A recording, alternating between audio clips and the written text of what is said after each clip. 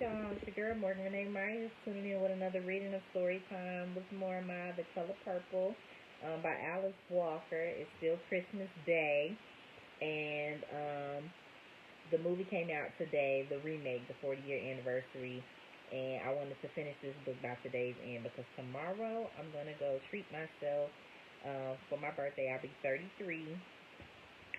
In the Rise. I actually was born at 2:14 p.m., but nonetheless, we celebrate our birthday at 12 o'clock a.m. over here. So, yeah, in less than an hour, I'll be 33.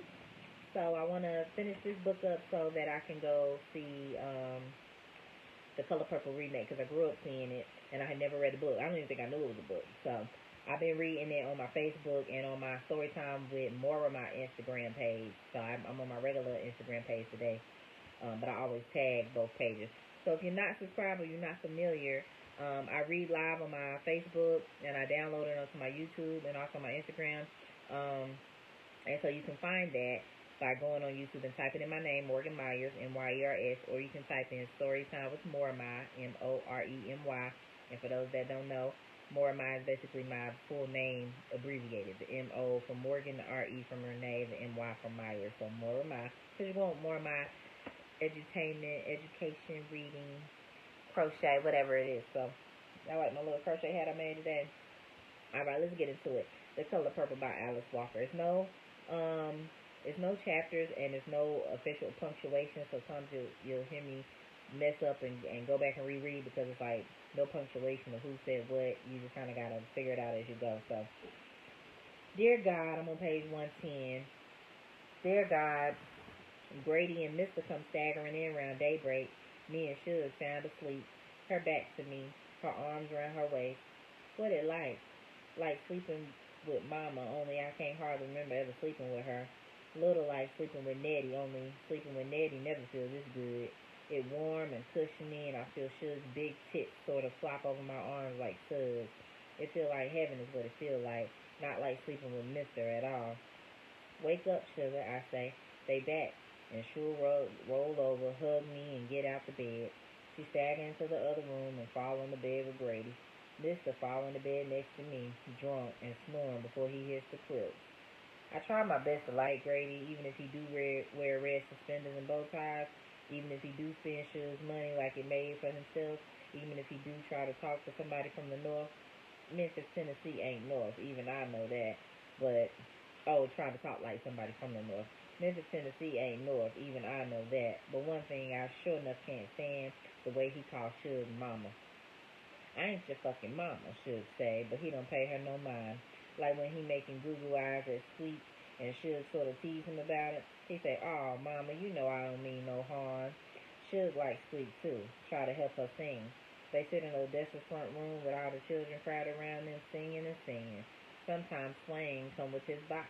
Harpo cook dinner, and me and Mister and the prize fighter bring our appreciation. This is so interesting how they all just got like their side pieces just around like family. Like everybody part of the family now. It nice. Should say this week, Mary Agnes, you ought to sing in public. Mary Agnes say, no. She think because she don't sing big and broad like Suge, nobody want to hear her. But Suge say she wrong. What about all them funny voices you hear singing in church, Suge say? What about all them sounds that sound good, but they not the sounds you thought folks could make? What about that? Then she started moaning. Sound like death approaching. Angels can't prevent it. It raised the hair on the back of your neck, but it really sounds sort of like panthers would sound if they could sing. I tell you something else, Suge say to Mary Agnes. Listen to you sing, folks get to thinking about a good screw. Oh, Miss Suge, say Agnes, changing colors. Suge say, what? Two shamefaced quit singing and dancing and fucking together?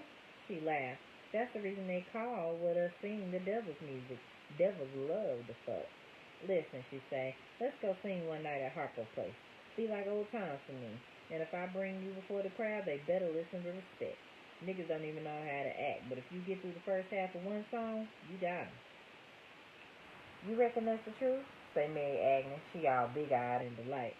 I don't know if I want her to sing, say Harpo. How come? Asked Suge. That woman you got singing now can't get her ass out the church.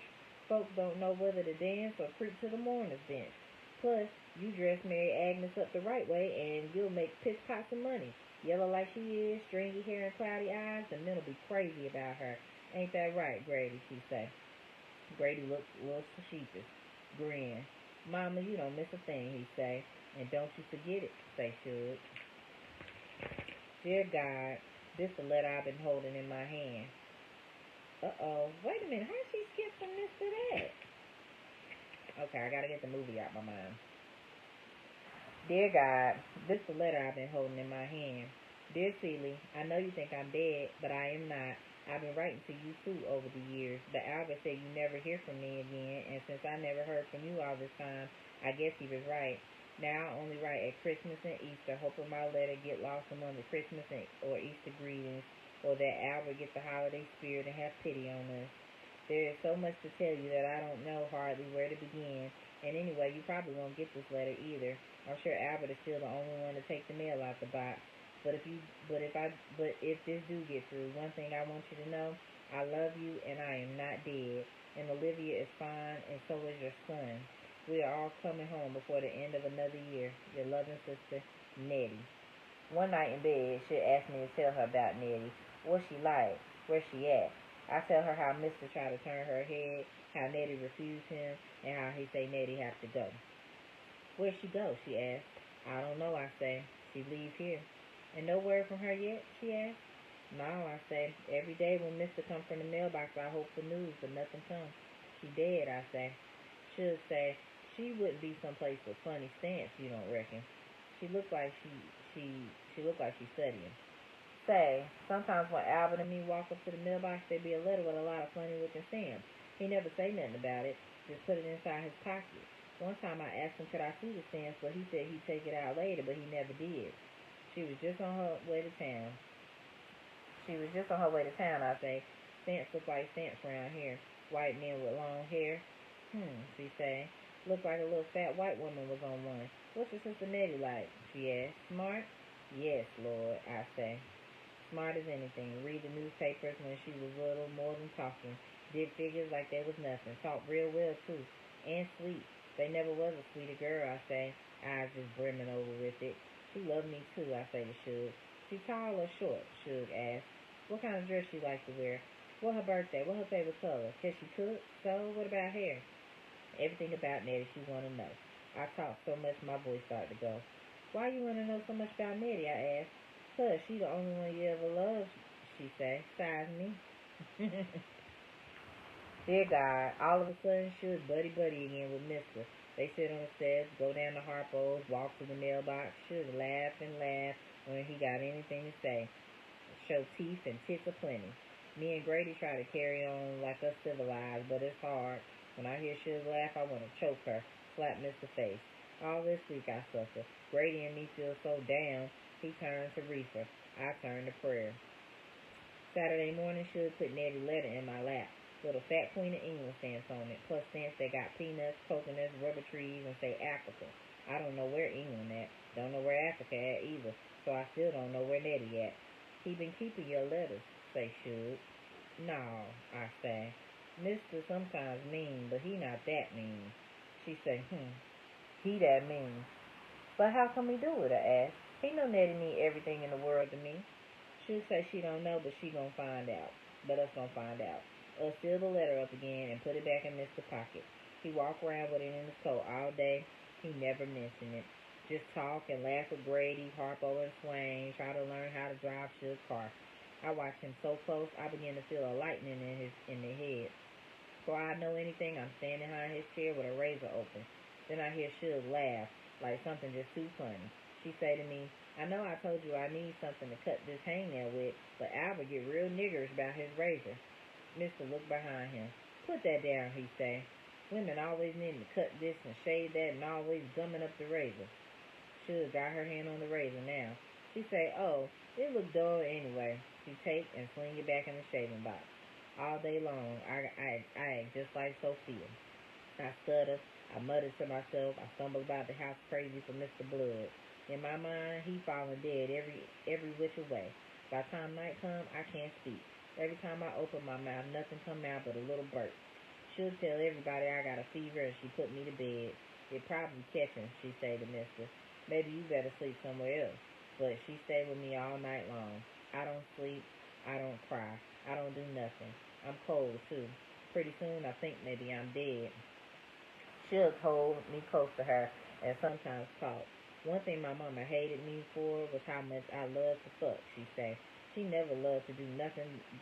Wait a minute, let me back up. That threw me off guard. She'll hold me close to her and sometimes talk. One thing my mama hated me for was how much I loved to fuck, she say. She never loved to do nothing, had anything to do with touching nobody, she say. I try to kiss her, she turn her mouth away. Say, cut that out, Lily, she say. Lily Suge's real name. She just so sweet they call her Suge. My daddy loved me to kiss and hug him, but she didn't like the looks of that. So when I met Albert and once I got in his arms, nothing could get me out. It was good too, she say. You know, for me to have 3 babies by Albert and Albert weak as he is, it had to be good. I had every one of my babies at home too. Midwife come, preacher come, a bunch of the good ladies from the church. Just when I heard so much I don't know my own name, they think a good time to talk about repent. She laughed. I was too big a fool to repent. Then she say, I love me some Albert. I don't even want to say nothing. Where I'm at is peaceful. It's calm, no Albert there, no Suge, nothing. Suge say, the last baby did. They turned me out. I went to stay with my mama, wild sister in Memphis. She just like me, mama say. She drinks, she fights, she loves men to death. She works in a row house, cook, feed 50 men, screw 55. She'll talk and talk. And dance, she say. Nobody danced like Albert when he was young. Sometimes us did the moochie for an hour.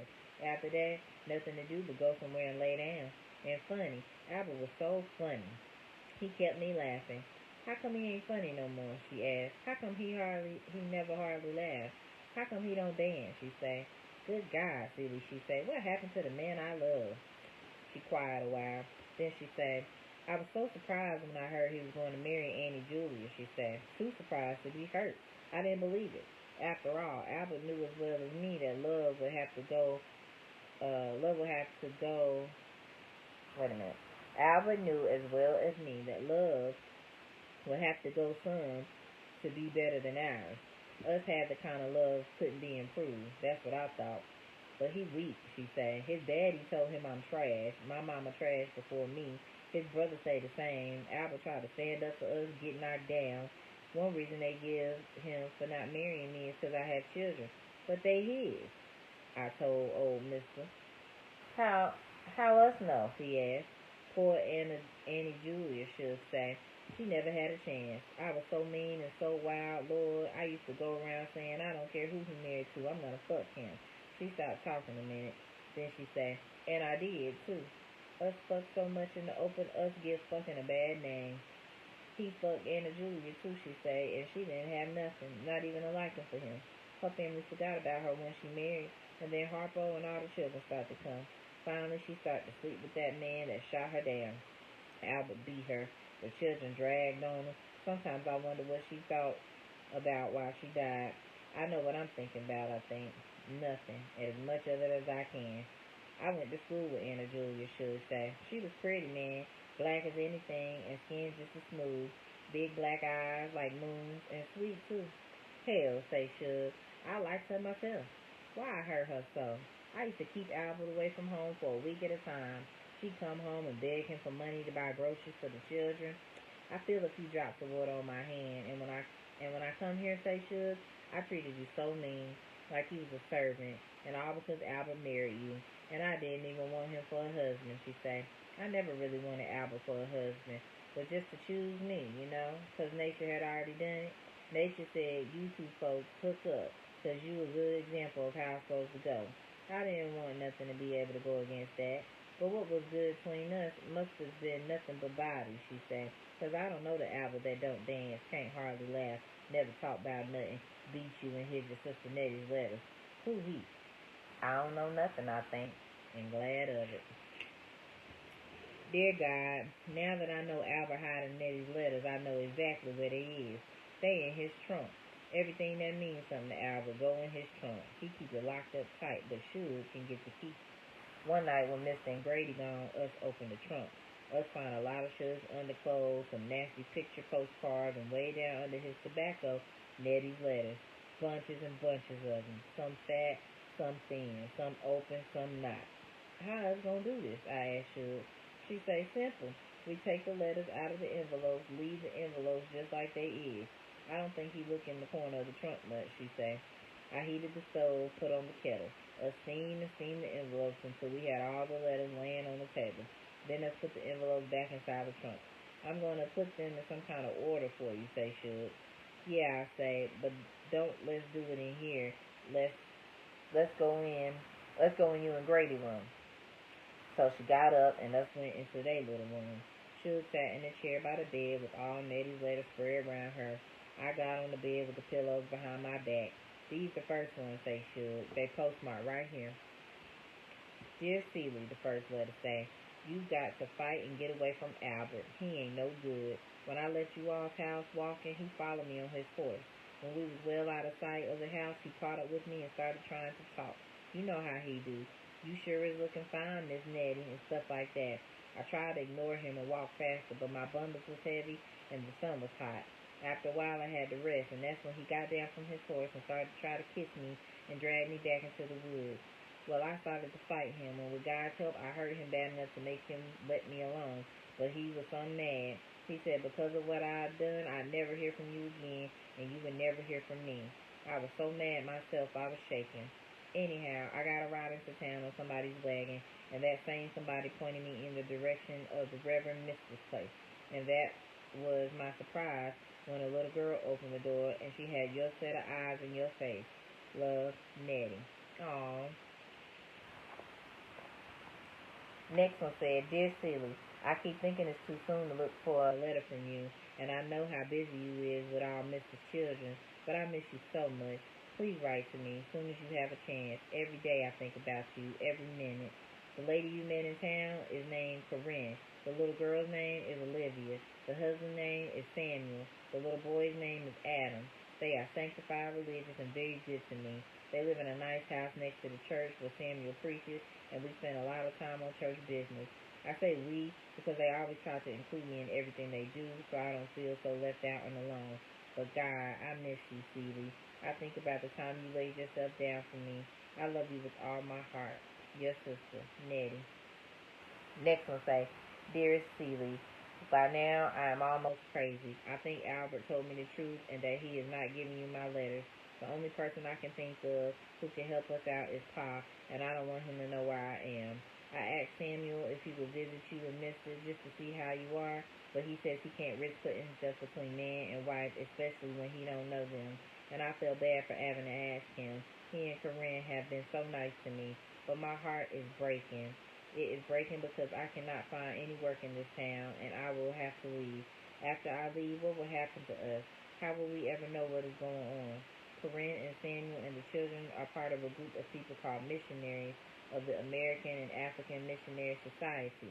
They have ministered to the Indians out west and are ministering to the poor of this town, all in preparation for the work they feel they were born for, missionary work in Africa. I dread parting from them because in the short time we've been together, they've been like family to me, like family might have been. Write if you can. Here are some stamps. Love, Nettie. Next one, Fat, dated 2 months later, say, Dear Seeley, I wrote a letter to you almost every day on the ship coming to Africa, but by the time we docked, I was so down, I tore them into little pieces and dropped them into the water. Albert is not going to let you have my letters, and so what use is there in writing them? That's the way I felt when I tore them up and sent them to you on the waves, but now I feel different.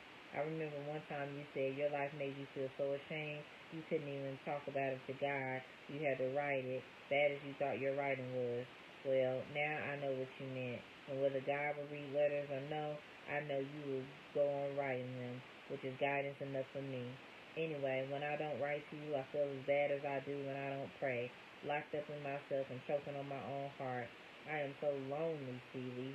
The reason I am in Africa is because one of the missionaries that was supposed to go with Corinne and Samuel to help with the children and was setting up a school suddenly married a man who was afraid to let her go and refused to come to Africa with her.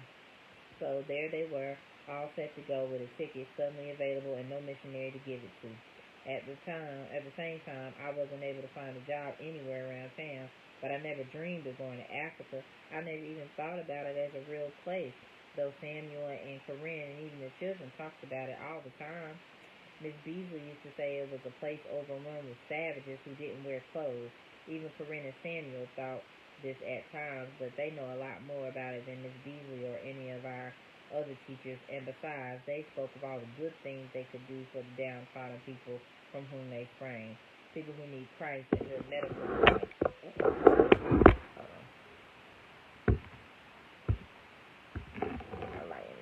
Okay. People who need Christ and good medical advice.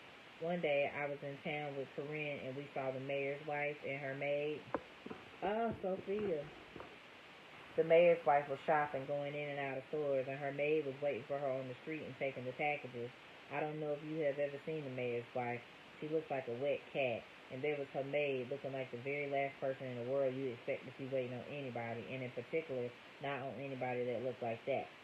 I spoke, but just speaking to me seemed to make her embarrassed, and she suddenly sort of erased herself.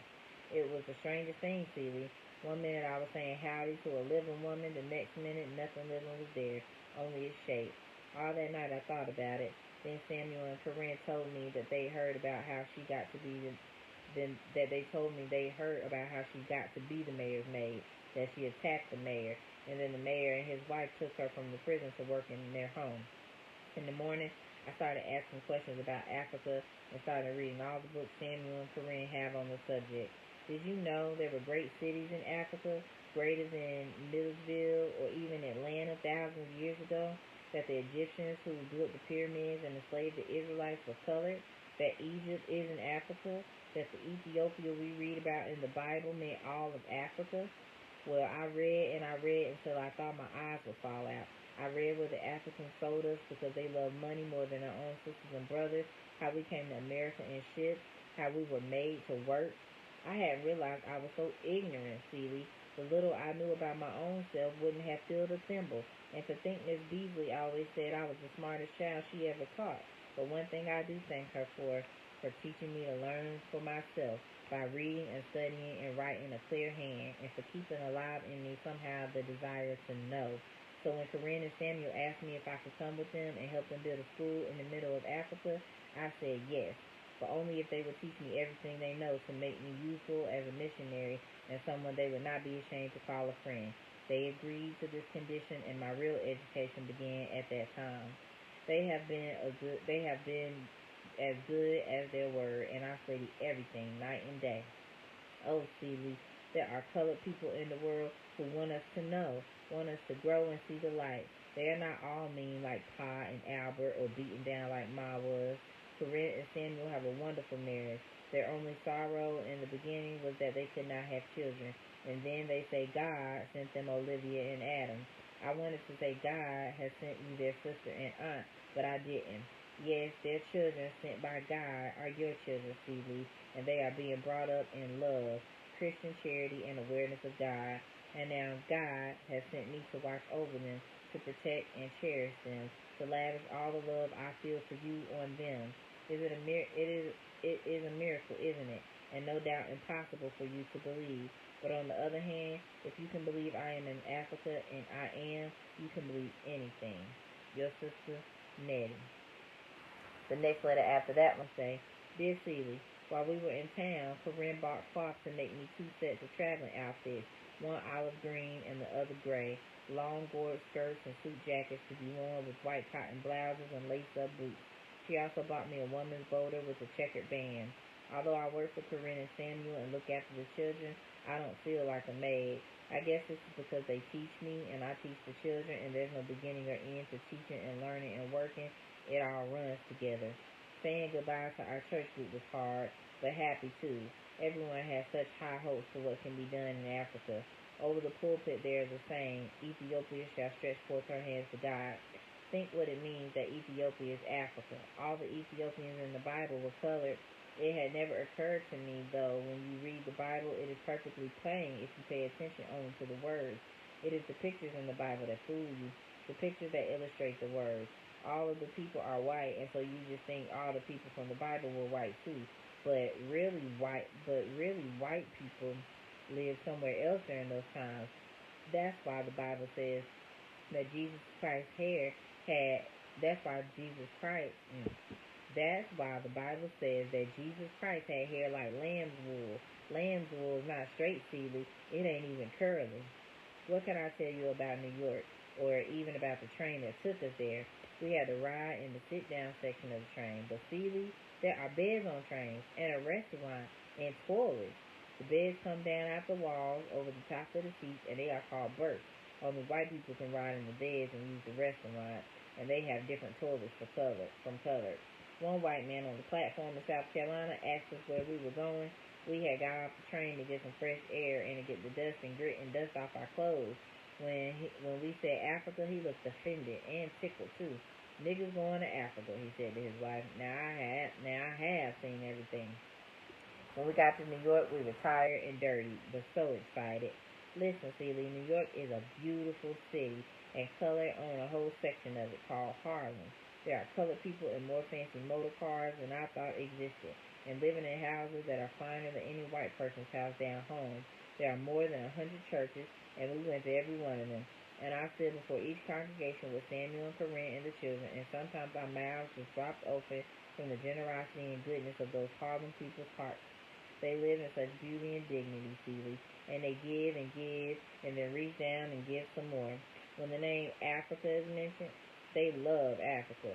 They defend it at the drop of a hat. And speaking of hats, if we had passed our hats alone, they would not have been enough to hold all the donations to our enterprise. Even the children dredged up their pennies. Please give these to the children of Africa, they said. They were all dressed so beautiful too, Celie. I wish you could have seen them. There is fashion in Harlem now for boys to wear something called knickers, sort of like baggy pants, fitted tight just below the knee, and for girls to wear garlands or flowers in their hair.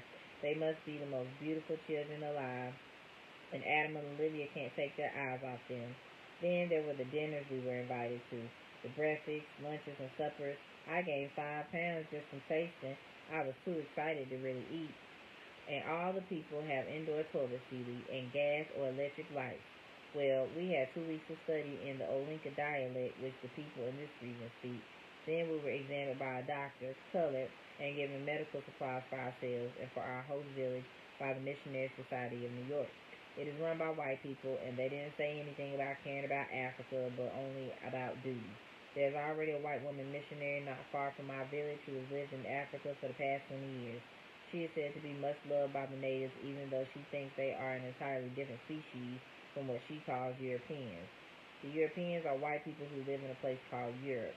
That is where the white people down home came from. She says an African daisy and an English daisy are both flowers, but totally different kinds. The man at the society says she is successful because she doesn't coddle her charges. She also speaks their language. He is a white man who looks at us as if we cannot possibly be as good with the Africans as this woman is. My spirit sort of drooped after being at the society. On every wall there was a picture of a white man. Somebody called Speak or Seke. Somebody called Livingstone. Somebody called Daly, or was it Stanley?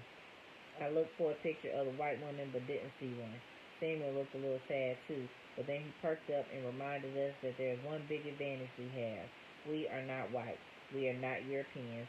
We are black like the Africans themselves, and we and the Africans will be working for a common goal, the uplift of black people everywhere. Your sister, Nettie.